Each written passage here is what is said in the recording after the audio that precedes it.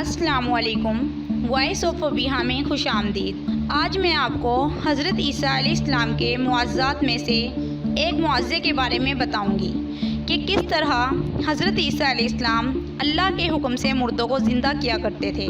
लेकिन इससे पहले अगर आपने हमारा चैनल सब्सक्राइब नहीं किया तो प्लीज़ सब्सक्राइब वाले बटन पर क्लिक करें और बेल आइकन पर भी क्लिक करें ताकि हमारी हर नई आने वाली वीडियोस आप तक बर वक्त पहुँच सके।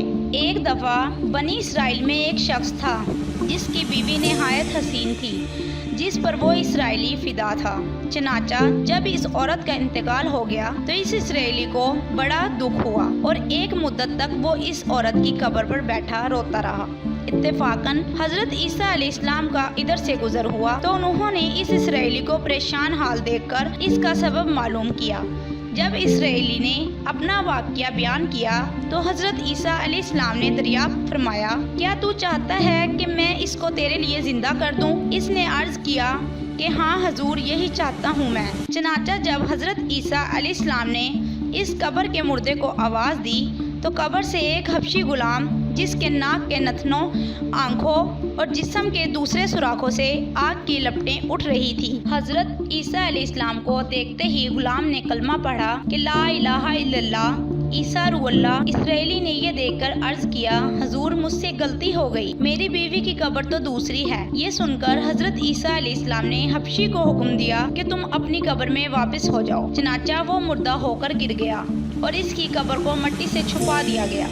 फिर हज़रत ईसा अलैहिस्सलाम ने इस दूसरी कब्र की जानिब तवज्जो फरमाई और हुक्म दिया कि ए साहिब कब्र, अल्लाह के हुक्म से ज़िंदा हो जा। चनाचा कब्र फटी और इससे एक औरत सर से गिर्द झाड़ती हुई बाहर आ गई, जिसको देखकर इसराइली बोला कि या रुअल्लाह, मेरी बीवी यही है। और हज़रत ईसा अलैहिस्सलाम के हुक्म से वो इसराइली अपनी बीवी को हमरा लेकर वापस होने लगा, मगर अरसे से जागा हुआ था, इसलिए इस पर नींद का गुलबा हो गया और इसने बीवी से कहा कि तेरी कब्र पर गिरिया वजारी और बेदारी ने मुझे हलाक कर दिया है, इसलिए मैं चाहता हूँ कि कुछ देर आराम कर लूँ।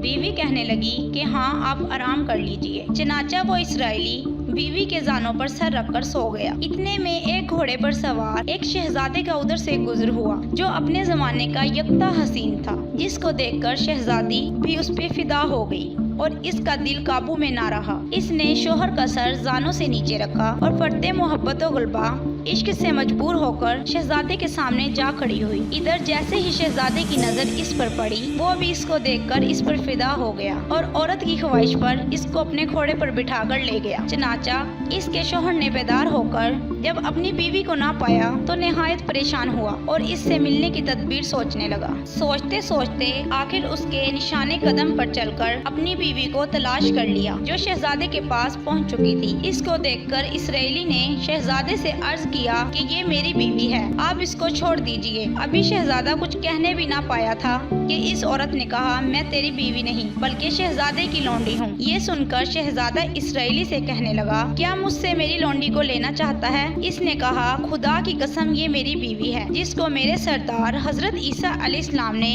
मरने के बाद मेरे लिए जिंदा किया है। अभी ये गुफ्तगू हो रही थी कि इत्तेफाकन हज़रत ईसा अलैहिस्सलाम भी वहाँ तशरीफ ले आए, जिनको देखकर इसराइली कहने लगा, या रुअल्लाह, क्या ये मेरी वो बीवी नहीं जिसको आपने मेरे लिए जिंदा किया है? हज़रत ईसा अलैहिस्सलाम ने फरमाया कि हाँ, ये वही है। ये सुनकर औरत कहने लगी कि या रुअल्लाह, ये शख्स झूठा है, मैं तो इस शहजादे की लौंडी हूँ। हज़रत ईसा अलैहिस्सलाम ने फरमाया, क्या तू वो औरत नहीं जिसको मैंने अल्लाह ताला के हुक्म से जिंदा किया है? औरत ने कहा, या रुअल्लाह, बाखुदा मैं वो नहीं हूँ।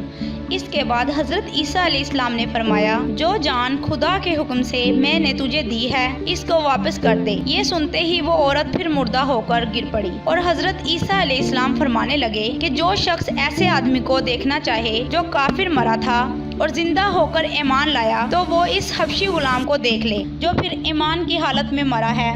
और जो कोई ऐसे शख्स को देखना चाहे जो मोमिन मरा था, फिर अल्लाह ने उसको ज़िंदा किया और वो काफिर होकर हालत कुफ्र में मर गया, तो वो इस औरत को देख ले اس واقعے کو دیکھ کر اسرائیلی نے قسم کھائی اب کبھی نکاح نہ کروں گا اور میدانوں کی طرف نکل گیا جہاں اللہ تعالیٰ کی عبادت میں مصروف رہ کر اسے موت آ گئی۔ اللہ تعالیٰ اس پر رحم فرمائے۔ نبی اور رسول کے اقرار و انکار کا نتیجہ اس حقائق سے ظاہر ہوتا ہے اور سبق ملتا ہے کہ کامیابی اپنے نبی کریم صلی اللہ علیہ وسلم کی اطاعت و محبت سے ہی مل سکتی ہے۔ چنانچہ ہمیں بھی چاہیے کہ ہر حال میں اپنے نبی صلی اللہ علیہ وسلم کی اطاعت کو سامنے رکھیں، چاہے دل مانے یا نہ مانے، لیکن نبی کریم صلی اللہ علیہ وسلم کے طریقوں کو لازمی اپنایا جائے۔ اللہ تعالیٰ اس واقعے سے سبق حاصل کر کے عمل کرنے کی توفیق عطا فرمائے۔ آمین یا رب العالمین۔